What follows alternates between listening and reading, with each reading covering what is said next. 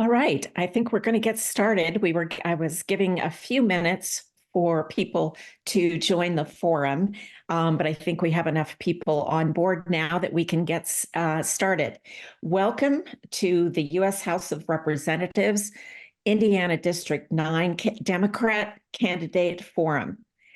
We are so glad that each of you was able to attend today and that we have our candidates here.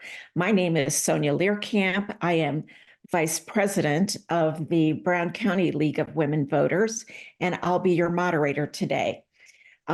Please make sure that during the forum, unless you are asking a question, make sure that you turn off your camera and mute your audio so that we can hear the candidates and other questions.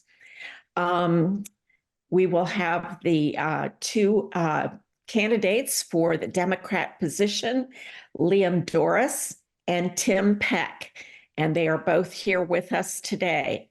I do want to tell everyone that the League of Women Voters is a nonpartisan organization. We do not support or oppose any candidate. And I also want you to know that we did make an effort to set up a Republican candidate forum, but the candidates were either unable or did not respond to our request for that. So now we'll move into the ground rules that we're going to have while we go forward with the forum. First of all, I want to remind everyone, including the candidates, that this is an informative session. It is not a debate. So we are asking everyone to be civil in their questioning and respectful as we go through this process and try to vet our candidates as much as possible about the positions that they have or that they hope to have as a winning candidate. Each candidate will have 2 minutes for an opening remark. And then I will begin asking some questions. I have some pre-prepared questions. And I'm going to ask 4 or 5 questions. This should give you time to be thinking about your questions and go into chat and direct your desire to ask a question to one question moderator. You put one question moderator in there and you just say, I have a question, and then you will be called upon in the order that you indicate your interest to ask a question. So the order of the candidates' responses will be alternating. I will ask one to start, and then we'll alternate that process. We also will have a time limit on the questions that you can ask. Please limit your questions to 1 minute. And then each candidate will have 90 seconds to respond to that question. In addition to that, the candidate will have 90 seconds for closing remarks. I want to remind you also that we are being recorded by Community Access Television Services. They will be recording not only the candidates, but also the questions that you are asking. And those recordings will be made available on various sites after the forum. So with all of that said, and I think that we are ready to get started. So I am going to direct my first question. Well, excuse me, we have openings first, and we'll go alphabetically. Liam, why don't you go ahead? 2 minutes. Oh, everyone, my name is Liam Doris, and I'm a United States Marine Corps veteran and a homegrown Hoosier. And, I've been running for Congress for, I don't know, about 5 years now. I've had a very consistent and ongoing thing, but I have not scripted anything for you today. So whenever the questions are asked, I'm going to give genuine answers. So there's no script, so you guys can see my reaction whenever the question is asked, and you can and my response will be genuine because I don't have any note cards today. I'm going right into the lion's den, everyone. Okay. Well, thank you, Liam. And Tim, we would turn to you now and ask you to give your opening. Well, thank you. And thank you to the League of Women Voters and everyone at home watching. My name's Tim Peck. I'm an emergency room doctor, a business owner, husband, and a proud new dad. Above all, I'm a problem solver by nature, and I'm running for Congress because I want to help solve problems for us. I'm not a politician. And while I'm proud to be running as a centrist Democrat, I'm not a partisan person. As a matter of fact, I've been an independent my whole life and just recently joined the Democratic Party. The thing is, while I've always cared deeply about our government, I haven't ever felt completely at home in either political party. And while saying something like that may make me sound crazy to career politicians, I know there are a lot of people out there who understand exactly what I mean. I know that because most of you, like me, haven't placed the political party at the center of your life. Instead, like me, you place things at the center of your life that you thought held more value, things that were more important to you than politics, the big things like family, your community, your faith, your work. For me, I'm a father, I'm a husband, I'm a doctor, I'm a caregiver, I'm a Christian.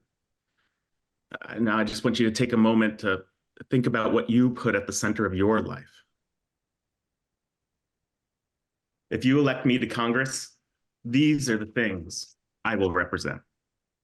Folks, I want to be your voice in Congress because I want to be useful to you.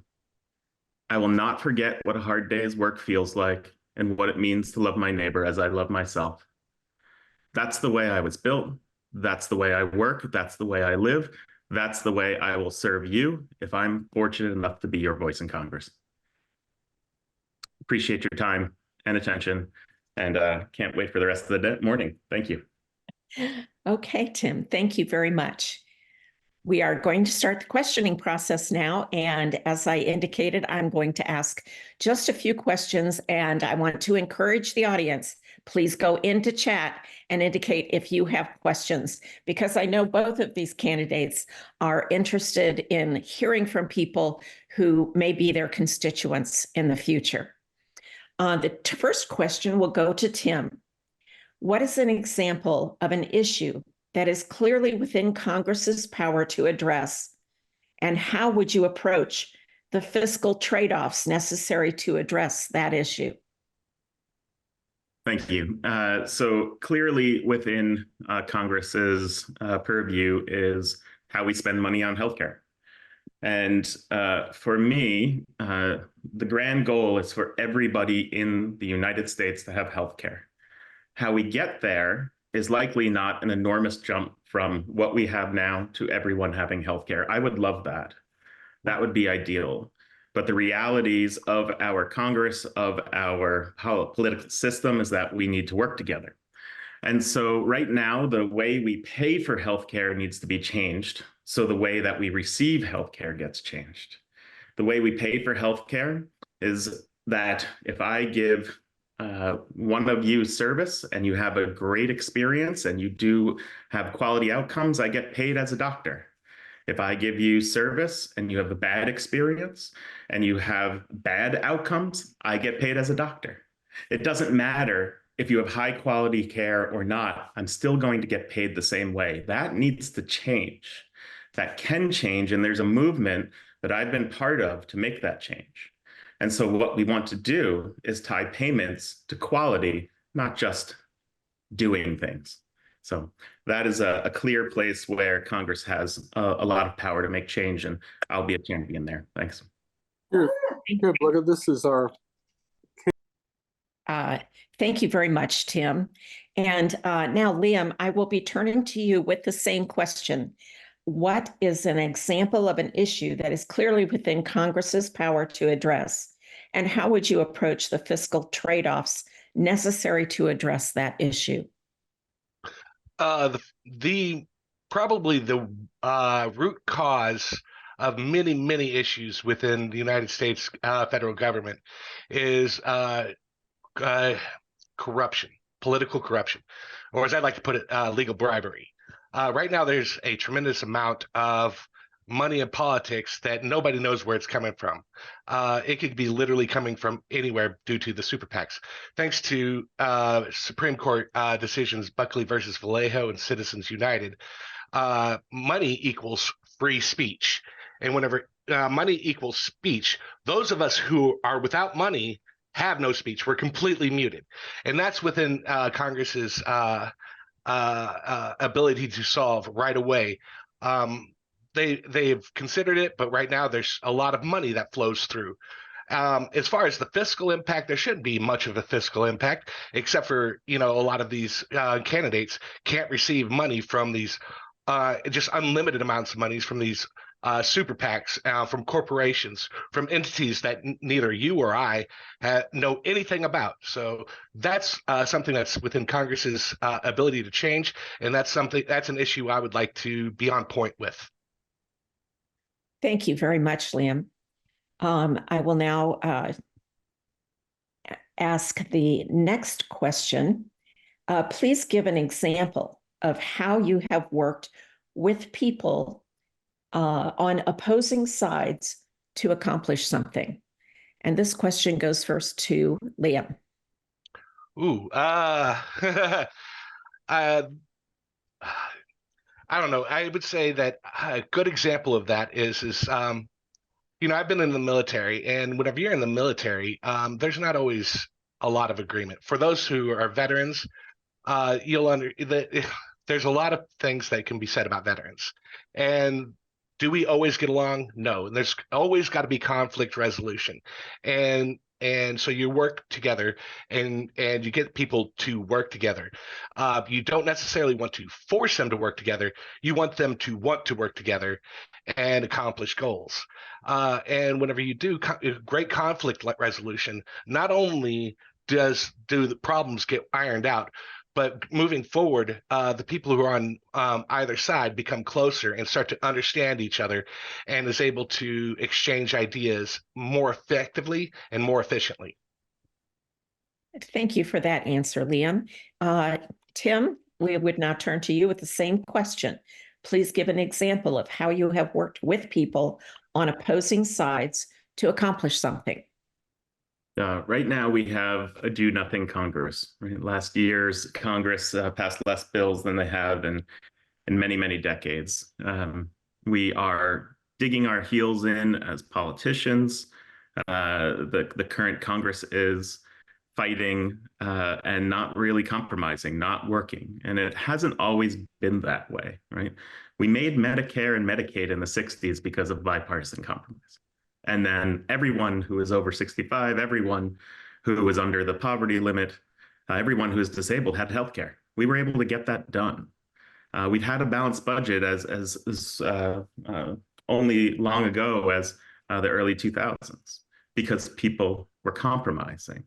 And so I am a physician, but I'm also a business owner who creates telemedicine companies, treating people, vulnerable people in nursing homes over video. And what that led me to do is go to DC as an advocate and become an expert witness before Congress and be part of a team that wrote the blueprint for telemedicine in this country, which is what got adopted in 2020 so that everybody could have that telemedicine.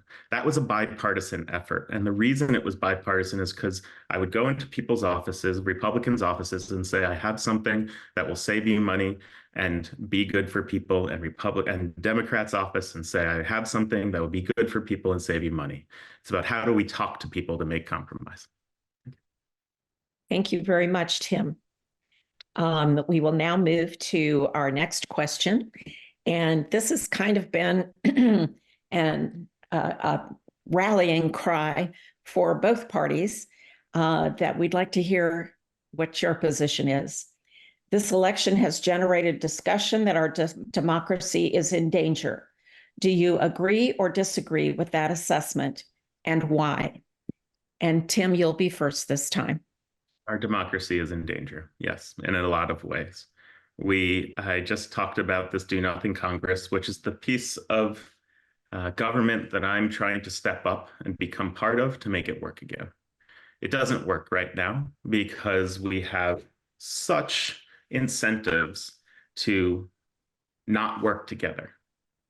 And those incentives are making our leaders, our presidential leaders, our political leaders, those who support them in the media, kind of parroting back and forth the opposite sides without talking about and giving proper airwave and airtime to how do we compromise. January 6th was a travesty, and was it's downright scary that we had that in our country, and we need to move forward from that time. And the only way that we could do that is by working together. Thank you very much, Tim. Same question to you, Liam. This election has generated discussion that our democracy is in danger. Do you agree or disagree with that assessment, and why? I 100% agree with that assessment. Not only is our democracy in danger, it is questionable whether or not we are actually still living in a democracy. Right now, we are living under effectively a corporate oligarchy due to unlimited campaign funds going to the different politicians. Money equals influence, and influence equals bills being passed without being read, which, the a few things that are going through Congress, half of which aren't being read. They are being delivered in packets to politicians saying, this is what you're going to vote for. This is how you're going to vote. And here's the check that's going to get this done. That's how things are going right now. And so what that does is it puts all the power into the ultra rich's hands. And that creates a corporate oligarchy. And that's where we are. Do I think that there's a way out? Absolutely. I covered that in a previous question. Do I think that it's going to be easy? Absolutely not. But it's something that we absolutely positively must do to preserve the heart of this nation. Thank you. Thank you very much, Liam. Next question. What are your priorities on reproductive health and access to obstetric health care? And Liam, you're first this time. My position is that we need to get some bills passed. We need to, first and foremost, we need to codify Roe. And right now, Roe has been struck down by SCOTUS due to the stacking of the Supreme Court, which is a travesty. There's been no action to counter that. There's been suggestions made about, making sure that it's available at federal hospitals and so on and so on, but no action is actually being done. And that's something I think that is absolutely necessary. It's not necessary in 6 months. It's not necessary in 12 months. It's not necessary in 18 months. It's necessary right now. Like, there are people who are experiencing life-altering events, whether it's just everything. Excuse me. It's everything. No matter where it's at on the board, a person's body is their business. You know what I'm saying? So that's where we're at. Thank you. Thank you, Liam. Tim, same question to you. What are your priorities on reproductive health and access to obstetric health care? Yeah, on this matter, let me be absolutely crystal clear. I do not believe the government should have any say in a woman's reproductive rights. I'm a physician, and again, I'm an emergency physician, which means I've been on the front lines of healthcare as a first responder, and I've treated many women who have been raped. I've even treated girls who've been raped. It's a real thing. And in those rooms, I have had to have very tough conversations with those women, and never once while we were having those conversations, the woman and her family, did I think, what does the government think about this? The government doesn't have a role in a patient and doctor's conversation in that way. And they don't have a role in what the woman does with her body. In terms of how do we get this done? How do we move this forward? Supreme Court is certainly an issue. And so we as a Congress need to move this issue forward. And I will fight for that. I will be a champion for that. And that includes protecting the rights of those women who I just described who had trauma done to them, but all women to be able to decide how they live their life. So thank you. Thank you, Tim. I have one additional prepared question at this point in time, but I do want to take a moment just to remind everyone in the audience that so far no one has entered an indication that they have a question for these candidates. So please do that while we're answering this question so that we can give you a voice and not make me do all the work here. So, okay, the next question is, what policies and plans do you have to address the challenges of pollution to the climate and environment? And this question will go first to Tim. Thank you. So environmental care, how we take care of the environment, is a responsibility of everybody in America and really around the world. And therefore, firstly, it is a world cooperative effort. We need to have strong diplomacy across the world through our allies that we have, as well as talking to those who we don't get along with, to be able to come up with very clear ways of reducing emissions and being able to control pollution. That also includes the people who run our businesses and our businesses themselves.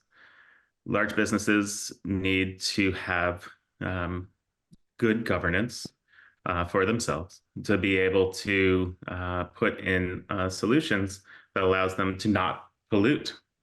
The government needs to, the federal government, that is something specifically that we can work on, can make sure that we have teeth in the laws that we have and the rules that we have when large businesses violate those pollutant statutes. And so working on how we regulate businesses to allow them to thrive economically, but also allow all of us to thrive in terms of our public health is a place where I'll be working. Thank you very much, Tim. And Liam, same question to you. What policies and plans do you have to address the challenges of pollution to the climate and the environment? Okay, so historically, I have supported a Green New Deal. At this point in time, I'm open to ideas. I have several ideas of my own, but no idea is too small. We need to actually start addressing this existential threat. For example, one of my ideas is actually putting our military to use fighting climate change. It's a war that we must be fighting, and it's a war that we must win for the survival of humanity. That's really where it comes down to. So far as things that we could do right now that would dramatically reduce climate change these are the top two contributors to climate change. One, shipping container ships. They put out more pollution than you can possibly imagine. Two, war. If we actually stopped fighting so many wars, it would actually dramatically improve our climate situation as we know it.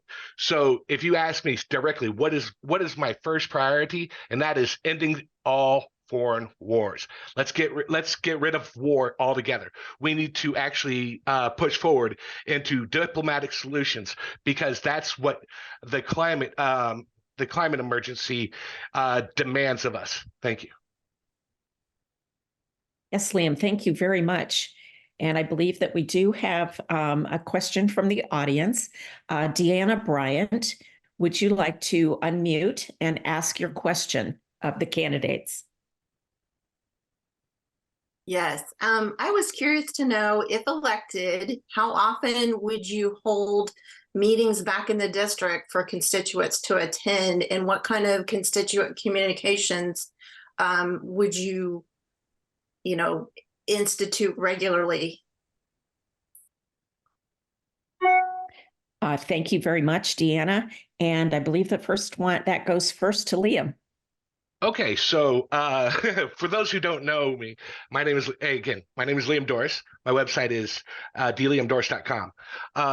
One of the big things that people find both amazing and different about my campaign is my transparency and my willingness to chit chat with people about what's on their mind. Um, you know, and so, and I try to address all the different questions, all the different concerns as well as I can. I'm there to answer questions. This isn't my first rodeo. I actually have a lot of answers for people who don't know what's going on. I can help people see things through a new and interesting perspective, things that are going on differently than what they perceive.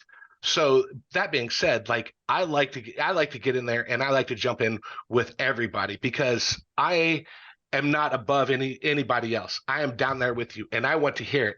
Especially if I'm elected to Congress, I'm going to need every ounce I can of people who are not DC people. I'm going to need real folks on the ground talking to me about what's on their mind, and that is something that I must do, and that's something you should expect from me. Thank you. Thank you very much, Liam. Tim, same question to you. Yeah, thank you. So we've already done quite a bit in the short amount of time that this campaign has been going on. So I'll start there.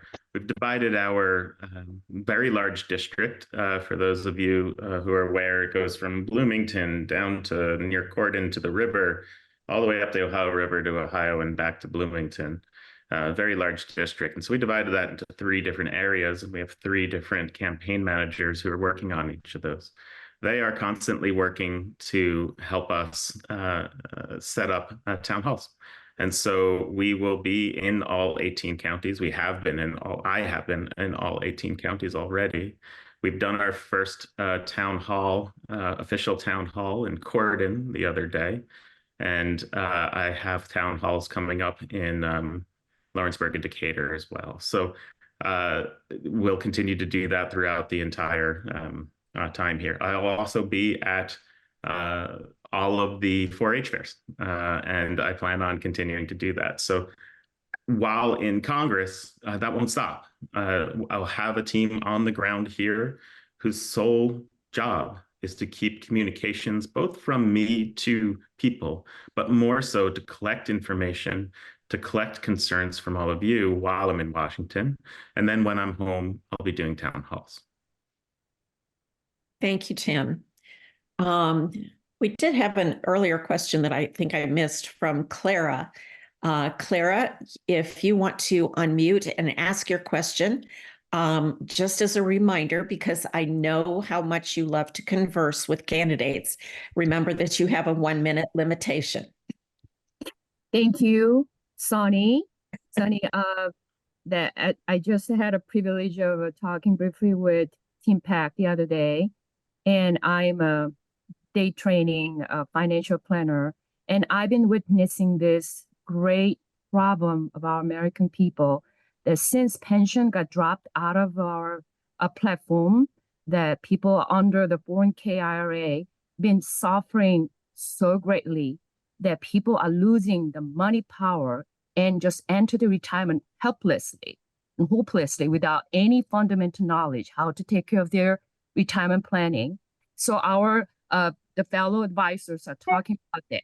Okay, so how are you going to respond to this problem of a lack of a pension plan if you're elected? How are you going to repair this fundamental flaws of a current financial industry? Thank you very much, Clara. And that question will go first to Tim.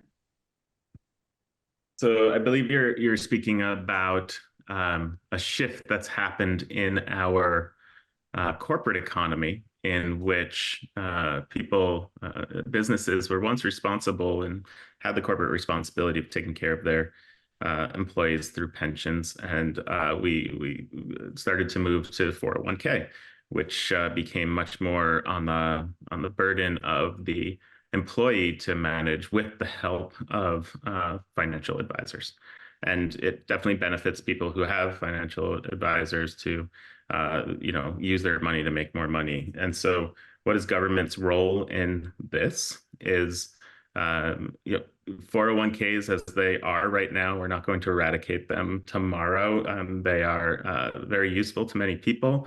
They have problems when those 401ks are down, like we saw in the pandemic, and you need to retire at that moment. Those need stronger protections to keep our Americans retiring.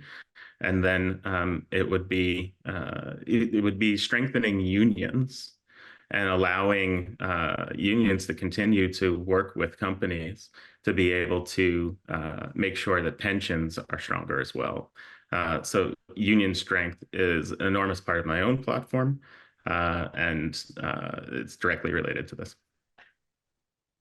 Thank you very much, Tim. Liam, same question to you.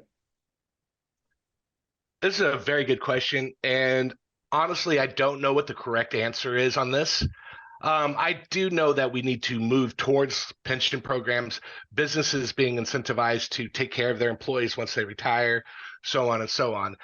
This is huge because, and this is super important to understand, 401ks are attached to the stock market. If the stock market crashes and people lose their jobs, if somebody loses their job and they're out of a job for an extended period of time, the first thing they're going to do is tap that 401k. If the economy it does what it did in, like, say, 2007, then what's going to happen is the money's just going to disappear out of their 401k. It's going to shrink, and whenever they pull it out, they're actually pulling out a larger chunk of their 401k just to survive an economic downturn. So we definitely need to work on getting those pensions back into place, as well as other things. Thank you. Thank you very much, Liam. I believe that we have another question from an audience member, and this is Christopher Ramey. Chris, if you would unmute and ask your question, please. And please, this is the only question we have in the queue, so I'm reminding the audience to please indicate in chat if you have another question to ask. Christopher, please go ahead. Thank you, ma'am. We are seeing a change in disability rights and the importance. It is becoming less and less important in both Indiana and the United States as a whole. What will you do in Congress to ensure we continue to keep disability rights at the forefront? Thank you, Chris. This question will go first to Liam. That's another one. That's a great question. To make sure that disability rights are at the forefront of our brains. So let me give you a quick statistic. I've only got a minute and a half to go through this. According to the Bureau of Labor and Statistics, unemployment is measured by people who are actually on unemployment.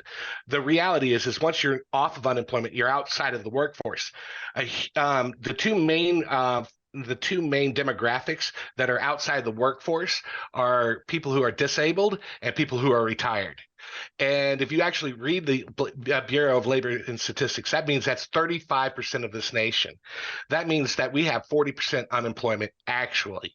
So what we actually have to do is take care of the other half of the nation that is out of work because of whatever reason, and they're outside of the workforce.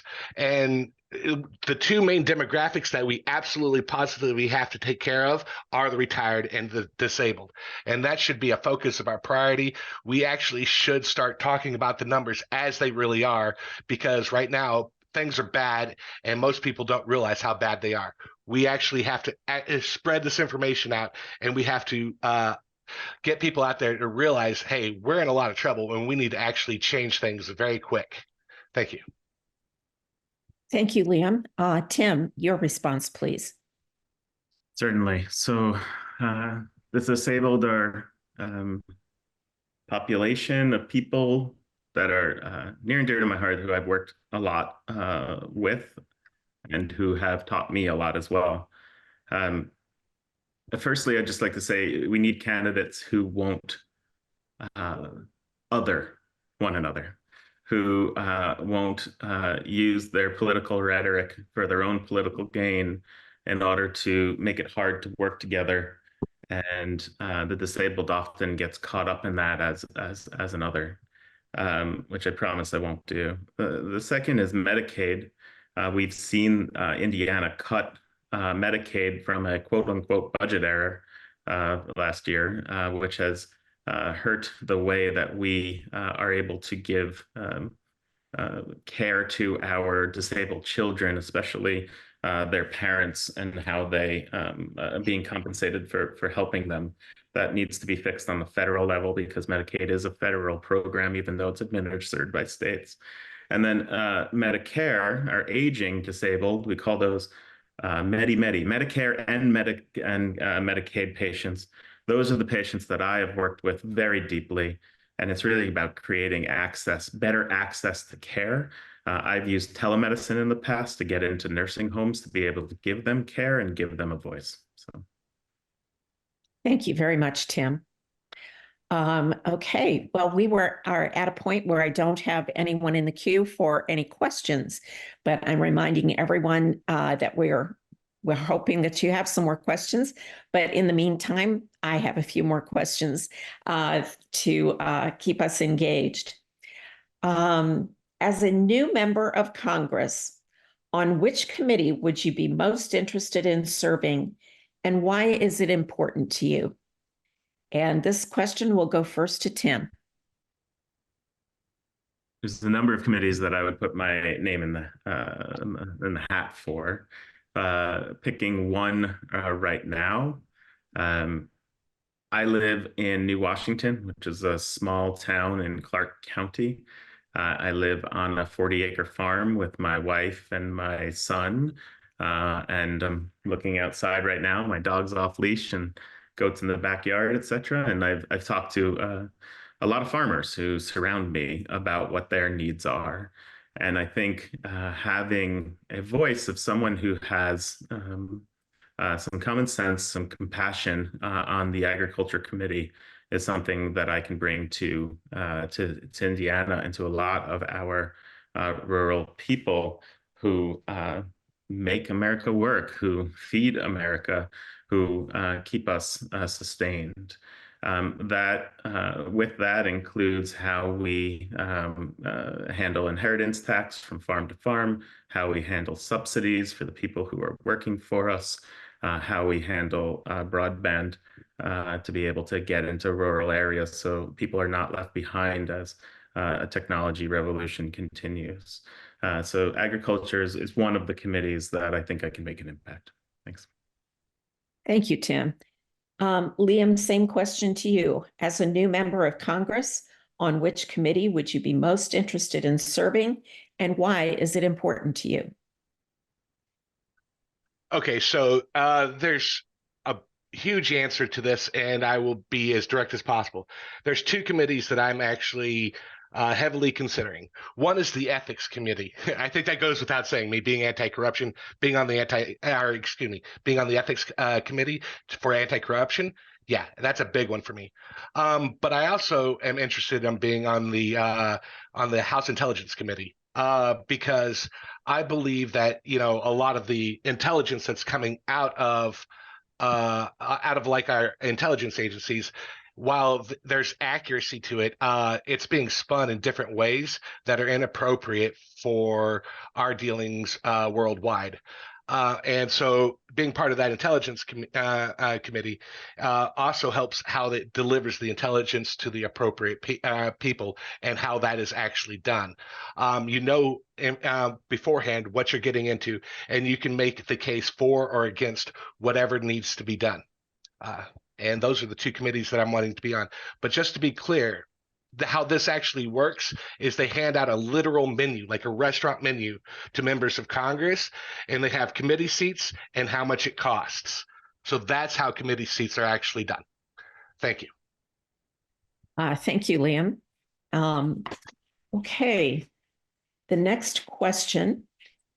What, if anything, would you push Congress to do to address the need for affordable housing? And this question goes first to Liam. Oh, I have gotten a whole thing written up about this. And if you give me, I don't have the statistics, but it's something like I want to say the amount of unoccupied housing, whether it's apartments, homes, whatever, unoccupied, the number of that is 17, the ratio between that and homelessness is 17-1.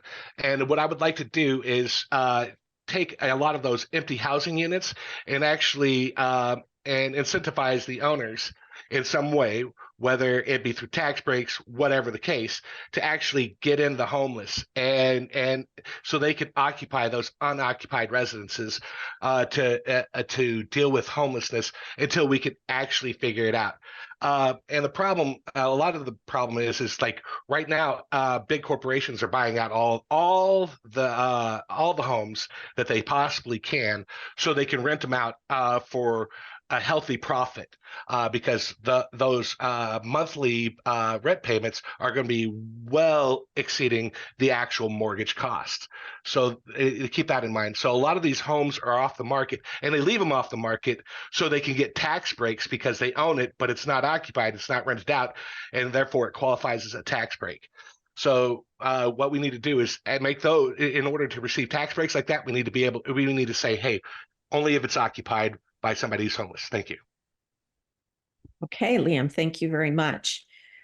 Tim, same question to you. What, if anything, would you push Congress to do to address the need for affordable housing? Thanks, Sonia. So I grew up in a household of social service workers, and the homeless were people who were friends to us and to myself. People who I even hung out with as a child and didn't realize that other children didn't do that until I was a bit older. My dad created the first homeless veteran shelter in the United States. So that's my background, homeless, and I've learned a lot from him over his 50-year career. Homelessness, it's about root causes, right? It's also about how we create housing, but it's about root causes. Veterans are overrepresented population there, and that's a failure of our veterans system to be able to give the proper trauma care, the proper resources when bringing people back from war. And thank you to all of them for serving, and Liam, thank you for you serving our country so boldly. The other piece is, healthcare costs is an enormous part of driving poverty in our country. And we need to control that. I talked about that at the top of the hour here, of how Congress literally can change the way healthcare gets paid so that healthcare is less expensive and more accessible to all of our Americans. Thank you very much, Liam. Okay, since everyone's being so shy today, I guess I get to ask the next question too. Beyond public statements at meetings, letters, and email messages to you, how would you plan to hear from all the citizens you represent? And this question will go first to Tim. Thanks, Sonia. I'm not sure I heard all the question, unfortunately. I can repeat it if you would like for me to. Would you mind? Yeah, thank you. I would not mind at all. I have Tim's back on this one, by the way. Kind of like, what? I'm sorry. Beyond public statements at meetings, letters, and email messages to you, how would you plan to hear from all the citizens you represent? Got it. So how do we hear from citizens? There's 800,000 or so citizens in our district that we represent. Not all of those people are voters, but our job is to represent all of them. And how do we hear from them? I already talked about how we are a very organized campaign with a good ground game, as they call it, meaning people on the ground being able to organize themselves to have those ears listen to users, to users of the government, to our citizens, to be able to bring that back to a central place where I can hear it and then be able to diffuse that through both my voting record as well as the stances that I support. I think so having a good 1 foot in Indiana and 1 foot in DC at the same time takes organization. And we haven't talked much about it, but I've created 3 businesses from scratch, and that means organizing people from scratch. And it's something I have a good background for. One of those businesses thrived and then got shut down because of government get shut down, and 2 others are still thriving today. Thank you very much, Tim. Liam, that question goes to you now. Would you like for me to read it again? No, I'm good. Thank you. Okay. So just to repeat the question as I understood it, outside of emails, the typical electronic stuff, how do we want to go out and hear all the voters? Well, first of all, I like to hit the ground running here. Whenever you are a congressman, you spend about half or most of your time in Washington, D.C. You're not actually on the ground in the state. You get a small apartment there, you live there. You come back for, for basically your office hours, so you have access to the community. But to me, I don't think that, that was one complaint I had about Trey Hollingsworth. Is he was always in DC, and you really couldn't reach out to him. I was fortunate enough to actually have a face-to-face with him, but what's going on there is they're just always there, and they're inaccessible. For me, the one thing that I love to do is to make myself accessible. For those who know me offline, I'm fun, I'm cheeky, I have a good time talking about the issues, and I will get down into the weeds with people. Why? Because people, need to be able to understand what is up for vote and why my vote is the way it is, and to understand why I'm thinking about everyone as opposed to one particular group or demographic. Thank you. Thank you, Liam. We do have a question from our audience. Christopher Ramey has another question. Chris, would you please unmute and ask your question? Thank you. So my question, in the United States, we are seeing a crisis when it comes to mental health. Not only individuals who are trying to seek mental health and can't get it due to healthcare, but also just a mental health crisis to where those individuals are falling through the cracks. What will you do to make a change and make access to healthcare easier, and also just to try to do everything you can to break the stigma of mental health in the United States? Chris, thank you for that question. We will send that question first to Tim. I'm sorry. No, Liam. Get myself out of sync here. All right. Thanks, Christopher, for the question. That's a great question. The first thing, I only have a minute and a half, so to get rid of the stigma of the people who have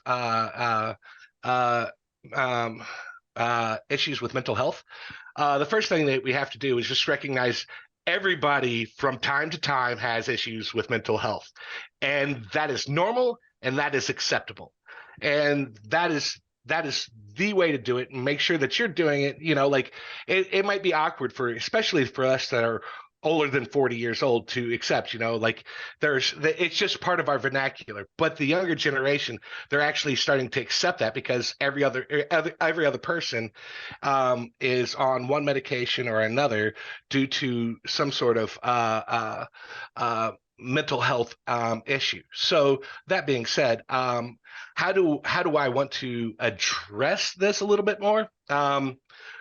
Well, I am a proponent to universal healthcare I personally advocate for Medicare for all. However, my personal preference is a national healthcare service. Having access doesn't mean anything if you don't have the cash to actually get into it. Copays and deductibles are so unaffordable. They're about where medicine without insurance was 20 years ago. So it's astronomical right now just to get it. So it's more important than just access. Thank you. Thank you, Liam. Tim, same question to you. This is a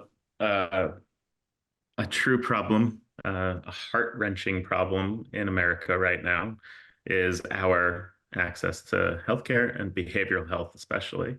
Again, a lot of our district is quite rural. In my area of Clark County, there's only one nurse practitioner that does behavioral health for the entire population here. Why is that? It comes down to a few root causes. One is the way we pay for healthcare again. The second is access. We can increase access again through telemedicine, which includes broadband. It's something I built. It's something I do currently. Has created a company that physician practice that makes that happen. And then it's also about eradicating the root causes of some of the problems that happen because of mental health. And the dual epidemic of mental health and fentanyl and drugs.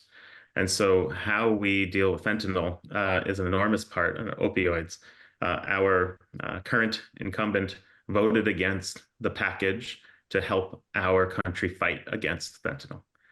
She was one of 30 people to do so. It was a bipartisan bill. That's unacceptable, and that's something I would lean into immediately upon getting to Congress. I'd reintroduce that, reauthorize that. Thank you, Tim, for that question. There is another question that I would pose to you at this point in time. Could you please tell us how you would distinguish yourself from your Republican opponents? Tim, can you answer this question first? Yeah, I think I'm distinguishing myself from her quite clearly right now. She's part of a group of people, and unfortunately, some of this is on both sides of the aisle, that are grandstanding and trying to work for their own political gain rather than represent us as Hoosiers. It feels almost as if we don't have representation because the votes aren't happening. Bills aren't getting to the floor. The border bill that we know would help the situation is not getting to the floor. I would be someone who works right down the middle. As I said before, I'm a centrist Democrat. What does that mean? It means for looking for ways to save money, cut fraud, cut waste, cut corruption, cut abuse, and then repurpose that and reappropriate that money to help the social causes that we all care about. Some of those social causes we haven't talked about include universal pre-K, for example, which stimulates economy as well as stimulates our children having a great education. And so I'm set myself up for everybody to know that I am about being not partisan, but someone who will do the work, who will listen to both sides of the aisle, and be someone who's a moderator. We need that in Congress right now, and I'll be that person. Thank you very much, Tim. Liam, same question to you. How would you distinguish yourself from your Republican opponent? Whenever I'm out there and I'm being loud, it's easy to distinguish myself from anybody, really. I can't help but be noticed whenever I'm in a room. My voice is loud and it carries. But that being that as it may, one thing that is well known, or is at least the worst kept secret, is I'm a socialist. By socialist, I mean I believe in a socialist economic model. I'm unique like that. And the thing is I go out and pitch that every day, not just to Democrats, but to people who are independents, even different parties, including the Libertarian Party voters and the Republican Party voters. And I actually don't get harsh responses from people whenever I say, "Yeah, I'm one of those socialists you've been told to be scared of." And and most of the responses are, "Wow, you are amazing. You're a breath of fresh air. You're not like other Democrats, are you?" No, I'm really not. I'm a United States Marine Corps veteran. I speak directly. And I advocate for things passionately, but at the same time, I try not to take myself too seriously. I try to encourage dialogue rather than cut it off. Thank you. Thank you very much, Liam. And it looks as if we have another question from Christopher Ramey. Chris, you know the drill. Please unmute and ask your question. Thank you very much. Sorry if you're getting tired of my questions. So my question is right now we see in America, in the state, in the county, in the cities we live in, those individuals who identify within the LGBTQIA+ community, they're being targeted. What do you plan to do once you get to Congress to ensure that they remain to have the rights they deserve? Thank you very much, Chris. Liam, that question will go first to you. The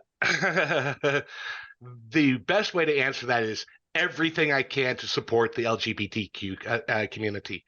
Let's be real. I'm a socialist, and if I were to be elected to Congress, I would be going into the lines and I'd be under fire every day. You see what happens to people who are on the left within Congress. They're getting chased out. I'm to the left of most of those. That being said, whenever I go in there, that's a number one priority, because the reality is there is nobody in this chat and there's nobody in America who doesn't have friends and family who are LGBTQ.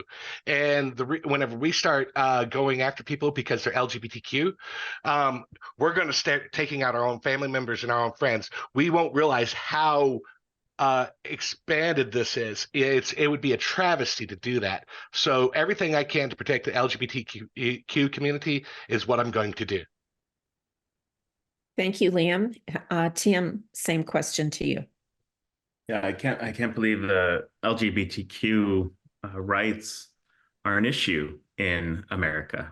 Right? We're at a point where the othering of people has become so extreme that this population becomes more and more in our sightlines for those who are trying to repeal those rights every day.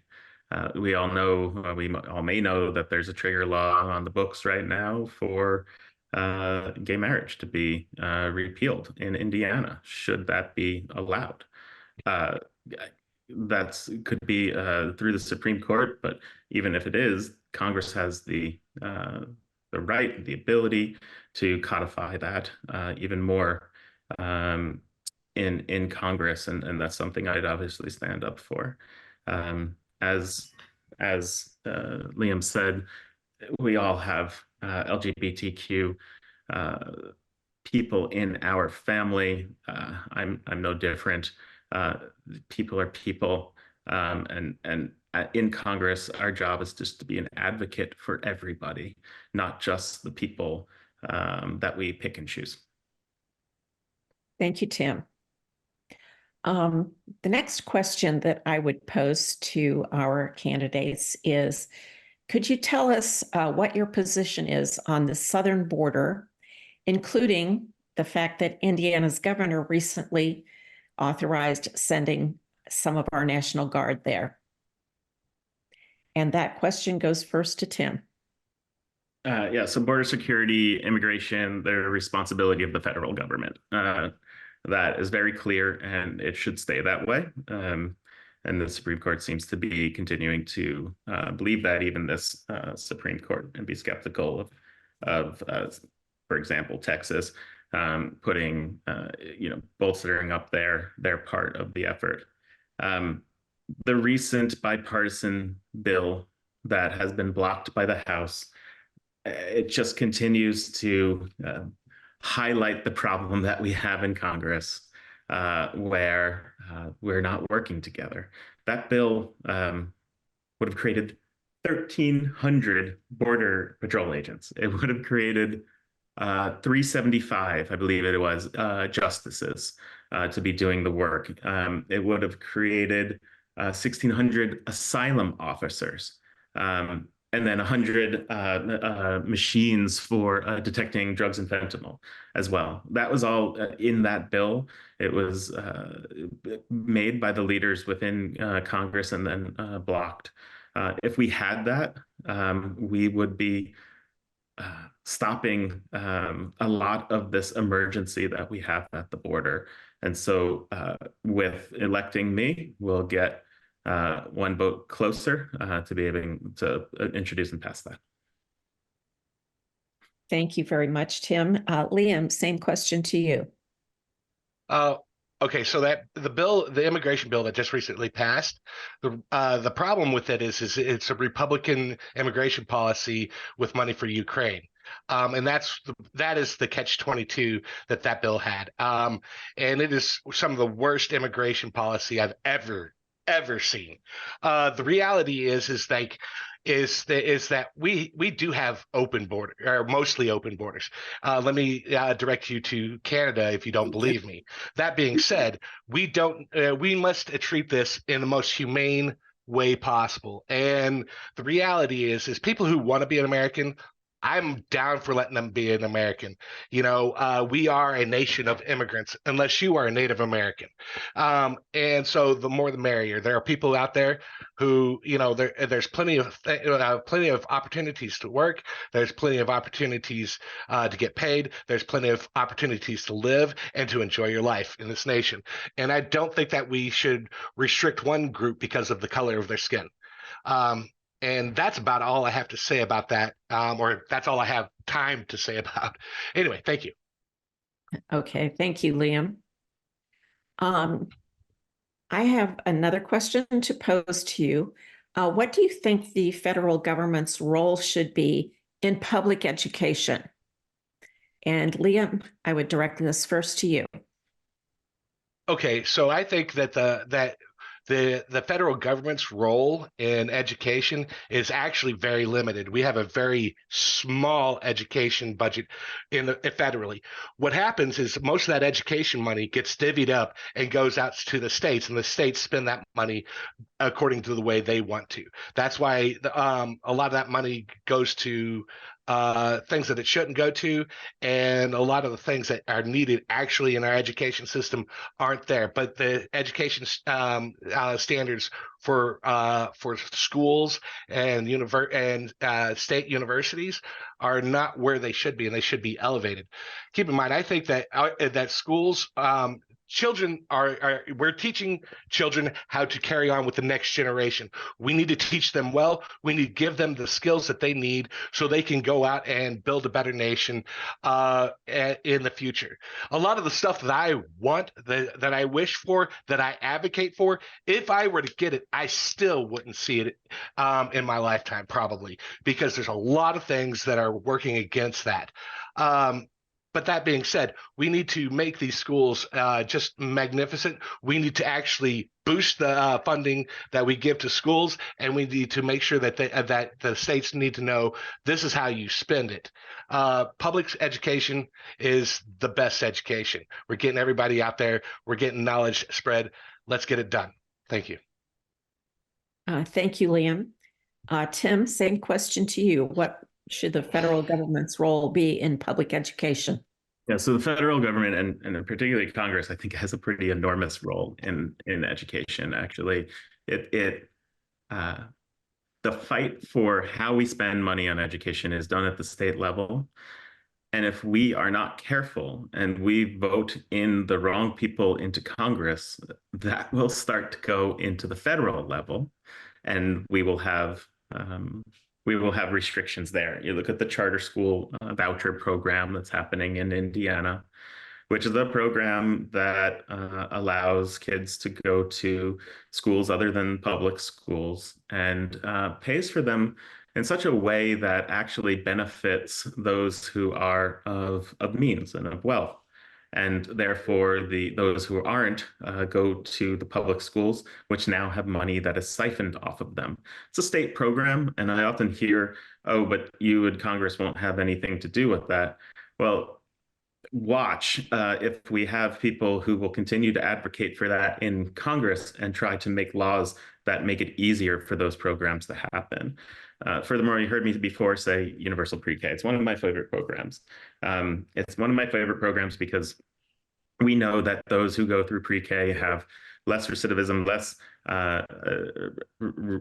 better graduation rates, less teen pregnancy rates. Just from hearing words and being in school earlier, it also allows people to get to work should they decide to. Thank you, Tim. And we have another question from Christopher Ramey. Chris, you may unmute and ask your question. I'm becoming a pro at this. You are. Absolutely. So I went to the store this week, and I will tell you, it really hit my pocketbook more and more every time I go. With today's economy, we see what I believe to be corporate greed causing severe inflation. Once you are in Congress, what do you plan to do or look at to help rectify the issue or to slow down this issue to make it more affordable for all Americans to be able to simply provide food for their families? Thank you, Chris. That question goes to you, Tim. Thank you. And thanks, Chris, for all the questions. It's great. Keep them coming. So, federal government does have a strong voice and can have a lot of action in keeping corporations in check to help them grow and as Americans need them to, but also do so in a way that are helping their employees and helping the moral responsibility they have to the customers they have. So one great example of this is how we treat healthcare costs and what just happened in the budget right now.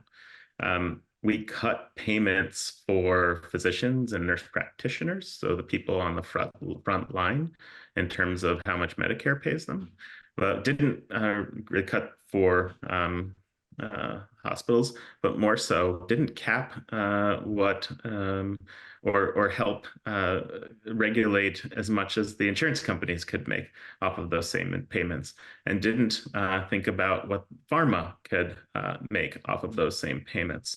And so there seems to be a disparity of the people of how we're dealing with prices for the people on the ground versus the businesses that are generating and making those prices. So using healthcare as an example, Congress and myself can have a very strong voice in making change there. Thank you, Tim. Liam, same question to you, please. I'm with you there. Corporate greed is out of control, and it's in every facet of our life. Let's be real about that. As far as greedflation goes, with corporations raising their prices faster than actual inflation, it's just pure greed. They're having record profits whenever the Main Street economy is not doing well. That means they're raising their prices at the expense of the consumers. One would hope that they would actually start pricing themselves out of consumer ranges and actually start to tank themselves, because whenever consumers can't consume, the economy starts to go. So that being said, what do you do to actually address this? There's a myriad of ideas. My idea is for a product that is the exact same thing in like or kind, being the price change from fiscal year to fiscal year cannot increase more than a X percent.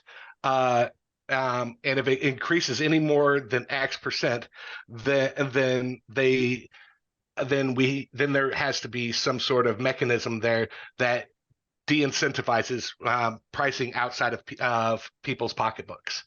And that's all I have to say about that. Okay. All right, next question. The 2023 Civic Health Index ranked Indiana 50th in the country for voter turnout. What changes do you endorse to improve our state and our country's voter participation rate? And that question goes first to Liam. Okay, this is one of my favorite questions I've got so far, and this is just a reality. I understand that I'm talking to mostly, if not all, Democrats, and this is a super important question. The reality is that this nation has about as many Democrats as Republicans, but the one demographic that actually is way larger is the independents, or the people who feel like they're being left out and don't understand what's going on between the different parties. People who are independent, whether they're conservative leaning or they're socialist leaning. And so that being said, like they just feel completely left out. There's a lot of things that both parties do to exclude people and not to actually include them. And to make matters worse, those who are on the fence, or have time, take time to actually think through things, they're actively being shamed and pushed away, and so they're sitting at home, they're not voting. To me, I want to stop vote shaming people, because the problems of this nation aren't the voters' faults. This is the corrupt politicians who take money to do certain things that the voters have no idea about. So the trash politicians are the ones to blame, not the voters. And I think that every Democrat should push that. This is not your fault. Let's fix this together. Thank you. Thank you, Liam. Tim, same question. There's definitely places where we can work in terms of voter access. I would like to talk about apathy right now, and why I think voter apathy is happening. It is not a voter problem. It is a problem with the elected officials that we are putting into Congress. Again, I've said this, and this is a major point that I truly believe is the dysfunction of Congress right now, is that we have people digging their heels in both sides, yelling about things, but not doing the work. We have a vote. It is a right of ours to vote. And we use that vote, and we take a day off from work, and we go to work, and we vote for people who then go to Washington and don't work. That is anti-Hoosier. That is anti-Midwest value. And so we need to, right now, stand up and elect people that will actually show that there is a path forward. I promise I will work with Republicans. I will work with independents. I will work with Democrats to make progress. I promise to join something called the Problem Solvers Caucus, which is something of Republicans and Democrats who are working together and are responsible for a lot of the bipartisan bills that have gone through in the past few years. So apathy isn't a voter problem. It's a problem of having the right people doing the right work. Thank you, Tim. I have a question to pose related to that last question. How much of a role do you believe redistricting has to do with voter apathy? And how would you change redistricting to try to address this issue? Tim, you're first. Yeah, gerrymandering is an enormous problem, and the way it works is it really just benefits whoever happens to be in power at the moment of the gerrymandering in the state. And so that's a terrible way to move forward because it takes away voices from people. I would like to say one thing about gerrymandering of Indiana 9. 2020 is when redistricting happened. And Indiana 9, if you're a Democrat and if you're a moderate in this district, you saw a change in which Bloomington is fully in this district. the Louisville suburbs and the Cincinnati suburbs are fully in this district. And, post Dobbs, post overturning of Roe v. Wade, you look at this district now and you have a lot of growth and a lot of suburban people who are ready to vote right now. And if they came together and voted, we would have a landslide victory as Democrats. And I plan on giving them sensible, pragmatic ways to think about using their vote to put me in Congress on top of that. To encourage them to come through. We can win this election. We won 15 of 20 races in my town in Clark County in 2023. 3 of our mayors are Democrats in our largest cities. 2 of our 3 cities are Democratic mayors. We have mayors who are Democrats in Charlestown, in North Vernon, in Scottsburg, in Austin. We have Democratic city councils in Bloomington, New Albany, Clarksville, and Jeffersonville. It is the time right now to take advantage of this moment and how it actually has been gerrymandered in our favor. If we come out and vote, we will win. Liam, can you address that question? Yeah. So gerrymandering is a problem. We all know that it's a problem. This is a discussion that we've had many, many times. I don't need to go reinvent the wheel on the discussion on that.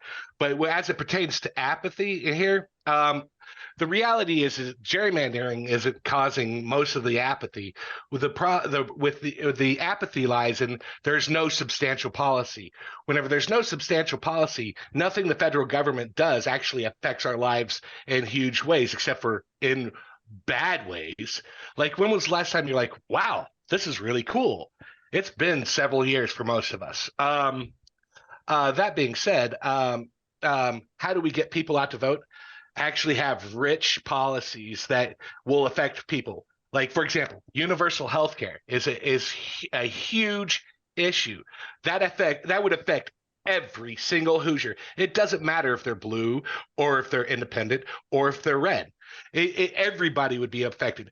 Going into a hospital and getting your leg cast because you just broke your leg isn't gonna put you into bankruptcy territory. You know what I'm saying? So the reality is that we need to address issues with all the people here and put actual policies on the table that's going to not just positively affect the lives of Democrats, but will positively affect the lives of everyone in the district. And whenever you start putting that out there, and whenever you start promoting that, you actually start to get more feedback.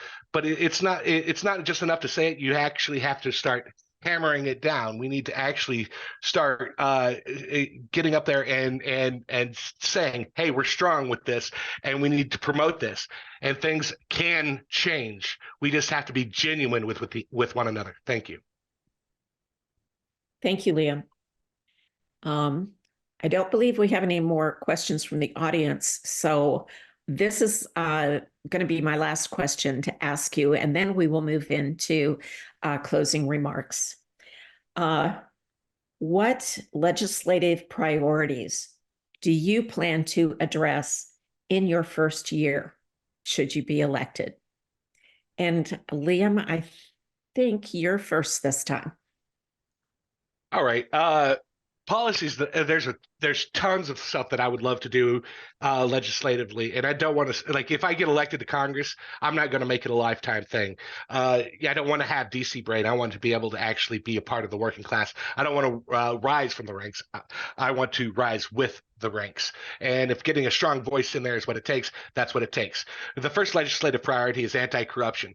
And then we have to start doing things that are where you have to start providing people with the essentials of life, because the essentials of life are a human right.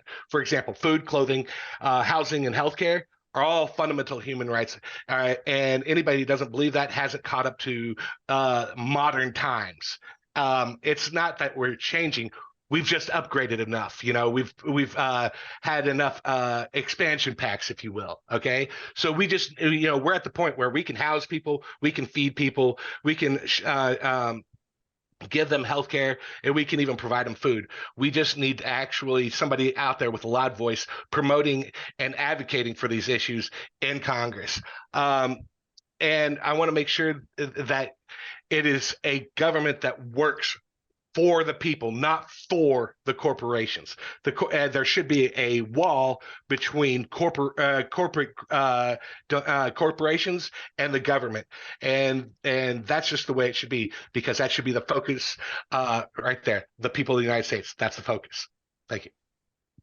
Thank you, Liam. Tim, same question to you.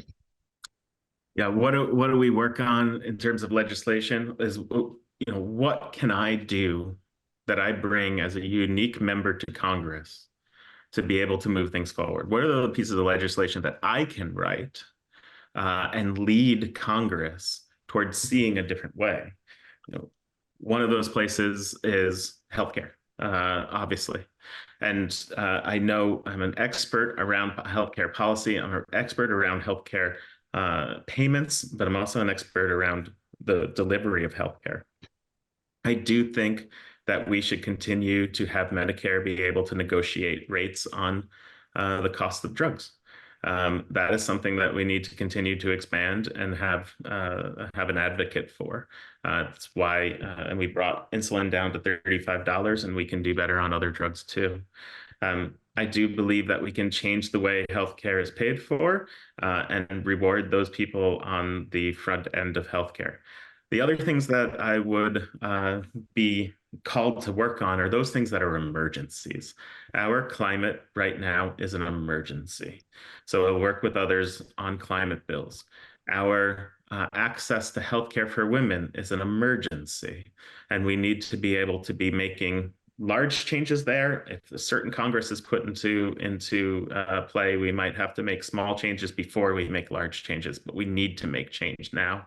And thirdly, the homeless, veterans, and housing, again, an emergency that we have, and I'll be working on that. The fourth one is the border and the inflow of fentanyl and what that does to our mental health and our healthcare system and our communities. It is an emergency. I will work on it. Thank you, Tim. Up front, I want to thank both of you for your insightful answers to this plethora of questions that we managed to vet you on.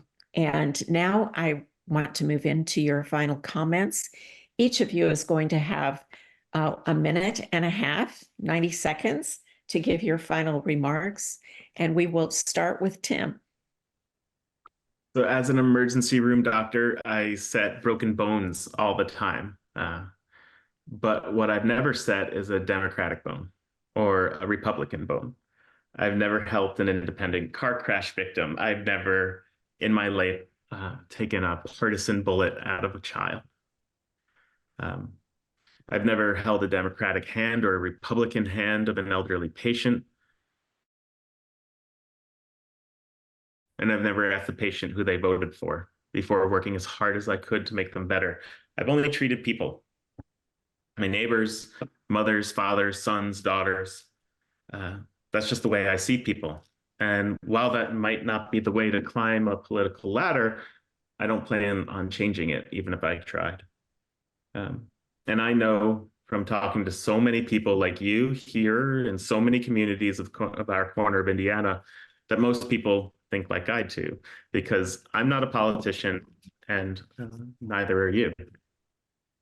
If you've ever framed a house or spent a day teaching school, keeping up our streets, plowing a field, building a business, helping our seniors, keeping our lights on, or any of the million other ways our neighbors keep Indiana moving, you know that rooted in that joy that comes from being useful is community, a sense of working for and with each other. And folks, I'm asking for your vote so I can represent you in this community to go to DC and show this Do Nothing Congress what it means to be a Hoosier, what it means to be useful. Thank you for coming here this morning on a Saturday morning.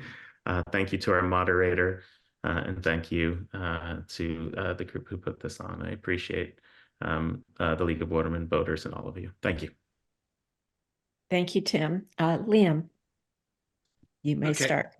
What am I about? I'm about humanity and diplomacy, thinking about things that, that everybody needs. What is our government there? It's there to serve the people, not this demographic, that's demographic, or this demographic separately, but all people. And if you lift everybody up, everybody's lives improve. Excuse me. And that's what I'm about. And I try to do it in a open, transparent, genuine way with everybody. You know, a long time ago, I was told we need more engineers and doctors and actual professionals that are not lawyers running for Congress, running for Senate, even running for the president. You know, as somebody who's in the engineering discipline or in an engineering discipline, you know, I want to go there and talk, you know, and have common sense things. I know a lot about policy. People around the district know that I'm a policy wonk. I could sit there and talk about policy for hours. Some people in here may have been a participant into these hour-long discussions over policy. So with me, what you see is what you get. No more, no less. There's some things that I'm a little bit more eccentric about, I suppose, but radical things are, you know, pretty rad in my opinion. But I'm just having fun there. But that being said, here I am. What you see is what you get. And I would like to thank the moderator and everybody who has attended. And thank you for staying around for the full rantings of this guy. Thank you. All right. Thank you both very much. And we are going to conclude this particular forum. I want to thank the candidates, first of all, for taking time out of their busy schedules. I know what it's like to be a candidate, and it's a crazy time of your life. And I applaud you for undertaking running for office. In addition, I want to thank Community Access Television Services, and I want to thank all of the sponsors, the leagues from both Bloomington, Monroe County, and Brown County, the Greater Bloomington Chamber of Commerce, the Monroe County branch of the NAACP, the Monroe County Now, and the Central Indiana Citizens Climate Lobby. I want to remind everyone to vote. The primary is coming up faster than you might imagine. Early voting will also be starting in just a matter of days. Tuesday, May 7th, that's our primary.